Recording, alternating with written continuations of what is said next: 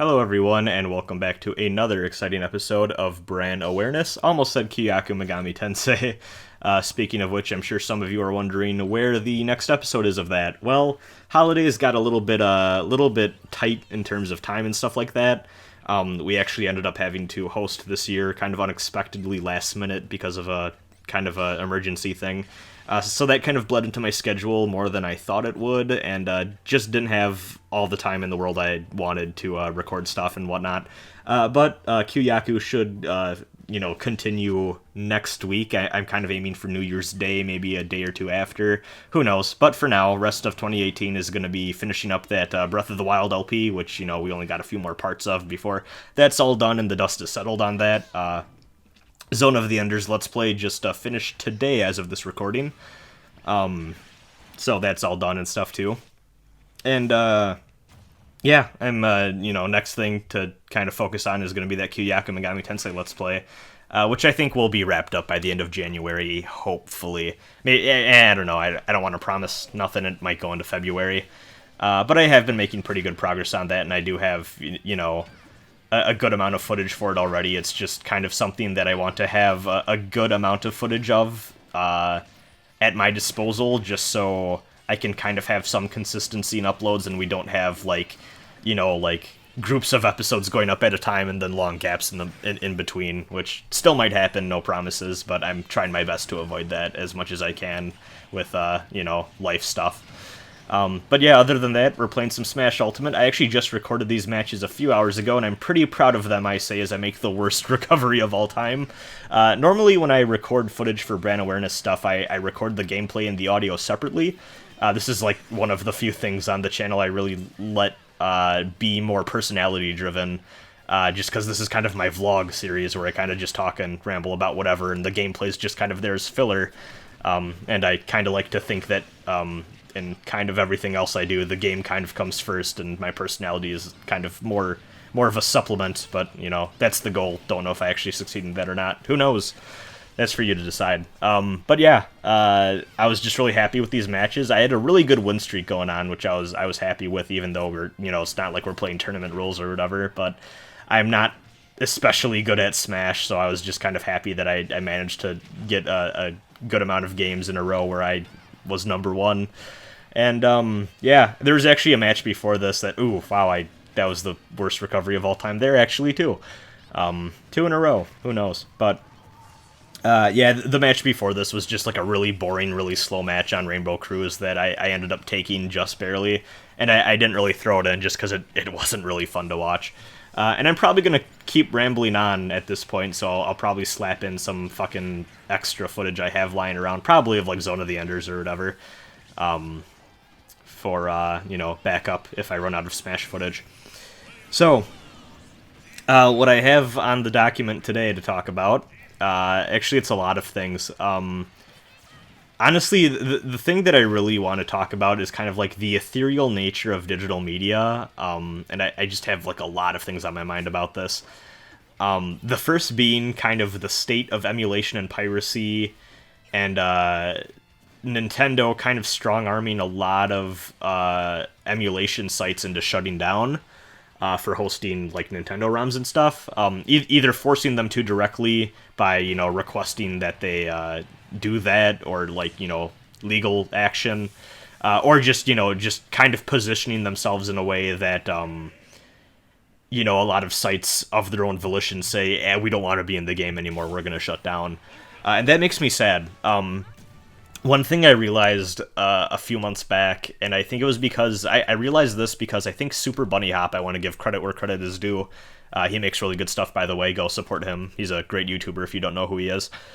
He said on a podcast, I believe, that one really major benefit to emulation that a lot of people don't understand is the computer literacy and just technical skills that it teaches. And I never really thought of it, but, like, honestly, yeah. For those of you who don't know, I was into the computer science field for a time before I switched majors, and then I graduated kind of doing more of a social media thing.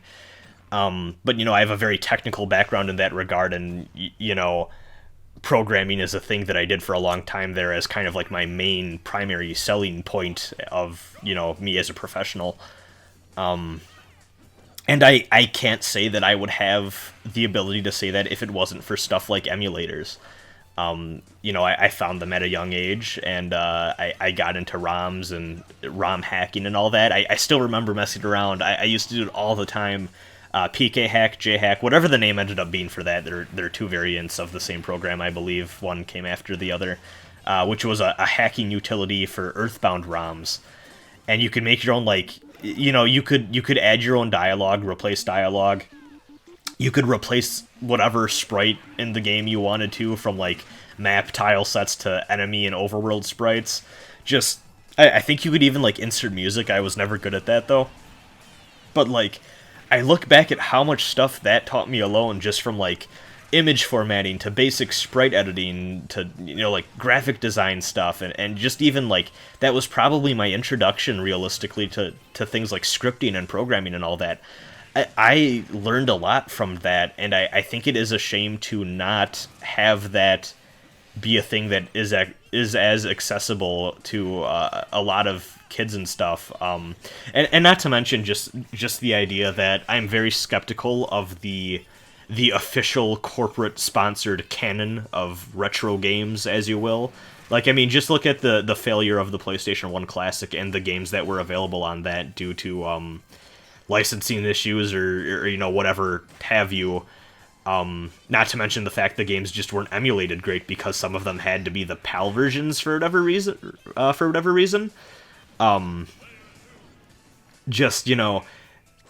think when we allow these big companies that have these profit motives to decide for us what the important games are that are worth replaying and remembering, and how we play them and what versions we're allowed to play of them, I think we are really doing a disservice to the medium.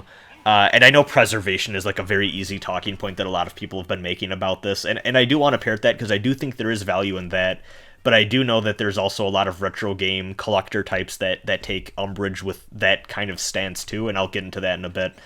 But I mean, yeah, I am skeptical of Nintendo and Sony in recent years, especially this console generation. They haven't done a great job of preserving their stuff.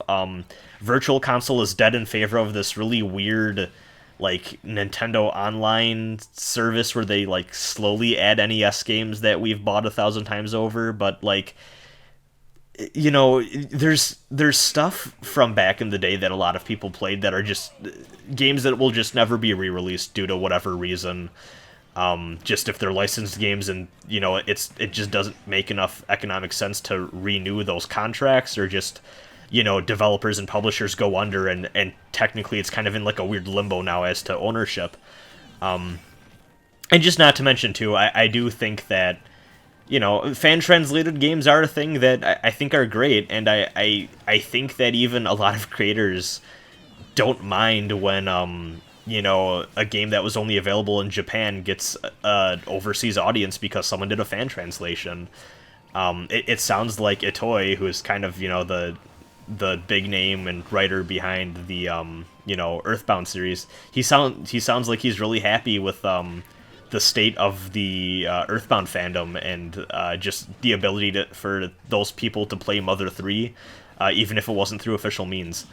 And honestly, Mother 3 is my favorite. I mean, I'm playing Lucas and Smash right now. And also, just be forewarned, this, I think everyone rage quit at the end of this match, so, it became a weird laggy mess, and everyone just kind of disconnected. But yeah, Mother 3 is my favorite game of all time. I would not be able to have access to that game if it was not for the fact that a very extensive and professional quality fan translation was made for it, and I think it's sad to deny people that.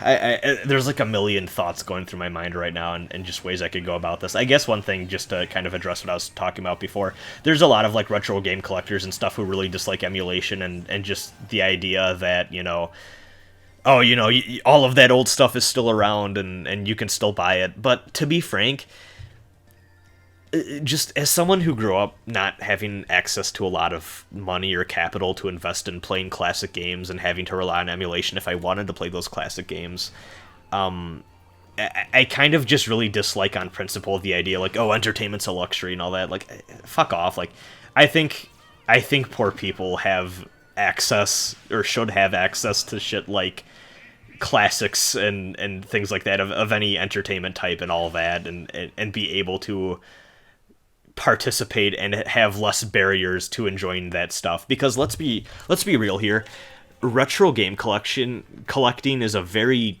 privileged, fuck, I can't speak today, it's getting late, folks, I'm sorry. Retro game collecting is a very privileged hobby to be able to partake in, because not every retro game is super expensive. In fact, sometimes I think it is cheaper than people believe. But a lot of like really big hit games are fucking expensive just because, you know, they were part of low print runs. I really want to play those Xenosaga games, but one thing that's really been a detriment to me from getting them officially is the fact that third game of the trilogy is like $70 at the cheapest if you can find it online. And that sucks. And to be honest with you, you're buying equipment, you're buying hardware, and you're buying software that all are of, you know, they've been used plenty of times over in most cases. It's very hard to find mint condition copies of things nowadays, especially if we're talking like NES and SNES games. It's very hard to find copies of games that aren't, you know, beaten to hell and back, and frankly, you're spending a lot of money for very unreliable purchases that there's no guarantee how long that shit is going to last for. You know, carts go all the time. Like, it's a lot of maintenance too if you really want to be able to repair all that shit or whatever. To the point where like emulation is just a more accessible and more economically feasible way to access that stuff. And to be frank, it gives you more options than any official avenue will. I still think it's fucking fascinating that there's a variant of Dolphin that allows you to play games in virtual reality. That's incredible. That is a whole new way to experience those old classic games that is janky as hell and super non-intended, but something that the community forced and was able to create to the enjoyment of many. And Nintendo would never officially endorse something like that, especially kind of the bootleg nature of it all. And I think it's shitty to deny people those experiences just because it's not by the book. Honestly, just in general, I'm very jaded at the idea that copyright laws are an effective means to supporting and defending creators. Let's be real, they are in many cases, and there are cases where, you know, creators get ripped off or, you know, their stuff gets stolen, and copyright law is a good defender of that. But also, too, we can't deny that corporations, Disney being a big, you know, offender of this, consistently, you know, put money in the hands of the government to pass legislation that keeps things from falling into the public domain.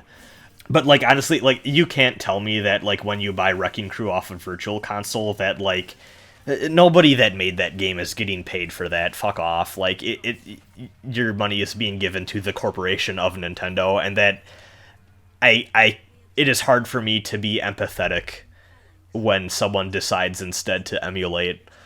And to be frank, I'm saying this also as someone who has had a hand and has been credited for helping create software projects. And to be frank, I don't give a shit if people pirate that shit. I'm not getting paid every time someone buys the software that I worked on. Like, you know, they paid me for helping out to make it or whatever, and fucking they let me go. And, like, I can't really be bothered if someone wants to get the software that I had a hand in making for free, to be completely honest with you. That's just kind of how it goes. Now, that being said, I've re-recorded this multiple times, so I don't know if I've said this point yet. I do believe that you should go and get things through legitimate means within reason when you have the ability to. I don't believe in piracy just for the sake of piracy. I do think that it is one of those things that is an accessibility issue. I tend to pirate things a lot that I just can't have access to for whatever reason at the time. And then, you know, I will later go on, and when I have the means to get it officially just to support the people who created it.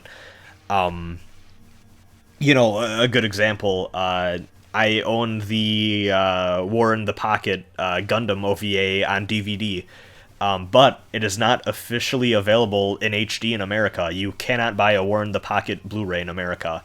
you have to import a Japanese copy that does not have any English subtitle options or whatever together. And I wanted to rewatch it just because I was in the mood for it, and it's kind of a holiday-themed Gundam thing.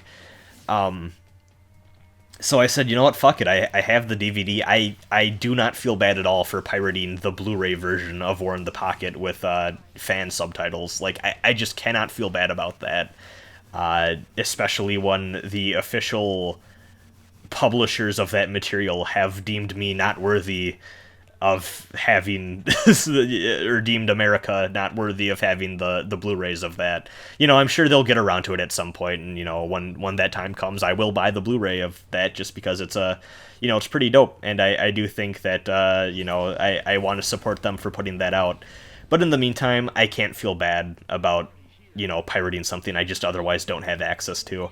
And that is something you are seeing an uptick of. Articles are being written every day now. I'm seeing them about how BitTorrent usage is on the rise because so many players are in the streaming business now, and it's becoming a hassle for consumers, and they just don't want to deal with it. It's easier for them to pirate, both economically and just, it's less of a headache figuring out where to get things that way. I do think that things like piracy are a very good tool in the hands of the working class to be able to kind of bargain with corporations in the entertainment industry and let them kind of know how much shit that we're willing to put up with before, we are able to have access to things. That being said, I do, like I said, I do support, go through the official means when you can, and especially for smaller creators, like don't pirate indie games made by like 5 people. I think that's kind of, crappy. At least that's just kind of my personal take on it. I think that you should, it's better just to support them out the gate and wait until you can get the cash. But like, I don't know. I like I said, I grew up from that background, and just, I think that poor people should have access to entertainment too, I guess. But even just, I spent a lot longer than I think I wanted to talking about emulation and, just the joys of that and all that. But I do also just want to talk about just the fact that there's a lot of things that you just can't get anymore and just kind of fade away just because they aren't officially released. One thing that I hunted down recently was a very obscure localization of 2 old anime series that were mashed together into one series called Captain Harlock and the Queen of 1,000 Years, which is a mashup of 2 Leiji Matsumoto, I think his last name is, shows that got put together. And for those of you wondering, it was actually, this was done by the same, this was done by the same people who did Robotech, which famously is 3 mecha shows that were kind of stapled together into a generational saga that weren't meant to be stapled together. But yeah, it's just these 2 Leiji Matsumoto shows that got put together into one thing, and it was never released officially, like VHS, DVD, anything like that. The only surviving copies are like very obviously like VCR recordings of the show, and they're in like the worst quality conditions. And I just kind of always was aware of it and was like, oh, that's a cute thing, and I kind of want to just have access to it because it is kind of, this weird niche little historical marker for early localization that is kind of a fun thing to look back on for historical purposes. And I thought it was lost recently because there's no existing torrents of it as far as I can tell, and the one site that had download links to it took it down. Luckily, I was able to find another streaming site that had download links to it, but as far as I know, that is the only place on the internet that you can even get access to that series, and like that is like a 63 episode thing that could just be lost to time forever if like not enough people have that backed up. And I think that's sad. It's so weird how seemingly timeless yet also fleeting things are in the digital age, where some things just can so easily be lost forever because people don't think to archive it, or like I said, corporations can't champion it to get released in official capacities. But like, just think about how many like random YouTube channels have been lost over the years. I'm sure if you've been watching YouTube long enough, there's videos and stuff that have been taken down that you wish weren't. I kind of think, just recently the Two Best Friends Play YouTube channel, like they all kind of went their separate ways, and kind of all of their body of work is still up, just as a remnant of what it used to be. But like part of me wonders, like, is that channel gonna be around forever? Like that was a very important channel to a lot of people and fostered a lot of people's creativity, like me included. They were a big influence for me, doing Let's Play stuff and all that. And like, I think it would be a shame if somehow that channel got lost in time, and just, what if that stuff doesn't get backed up, and like this huge inspirational thing for a lot of video creators and, I guess like game critics even and stuff like that just gets discarded and forgotten about. You never know. That is always a possibility with things on the internet. There are certain Let's Plays that I wish I could look back on, not from them, but just in particular stuff that used to be on Google Video, for those of you who remember that platform, just completely lost, and just there's no hope of you ever finding that stuff again, and it's just sad. Just like even like old like articles and forum posts and things too, I still wish I had access to as a common thing. And it's just a shame how easy that stuff can be lost, and I think it can be a detriment to communities and to history when things like copyright laws can get in the way of that preservation. So, yeah, I don't know, just something that's been on my mind, and I get very fed up these days with people that kind of go to bat for corporations over people and art first these days, I guess, just because, I don't know, just especially as someone now, I'm working in that corporate area. It is very hard for me to feel empathy for large faceless organizations that have a profit motive first, at the expense of community and history and preservation and things like that. I have no time for that these days. So yeah, just something that I thought I'd talk about a little bit. And I don't know, I kind of wanted this to be like originally like some big video essay thing that I was gonna do, and I was like, I have no time to do that right now. Just I can't muster up the energy to do that, and I feel like there's a lot of other topics that I've like kind of wanted to make video essay type things for, that I'm like, maybe they'd be better served as long rambly blogs or vlogs like this. But there are other things that I do think I have the energy to make, more analytical, scripted video essays for in the future. But like I said, I don't want to promise anything concrete these days, just because I don't want to get people's hopes up and then disappoint people when I don't end up making stuff. So that is something I really want to take to heart and get better with in 2019. But yeah, I hope that you can comment about what things like emulation and piracy mean to you in the comment sections below. Hell, actually, another thing I should say, if it wasn't for the fact that I pirated shit like Sony Vegas and Photoshop back in the day,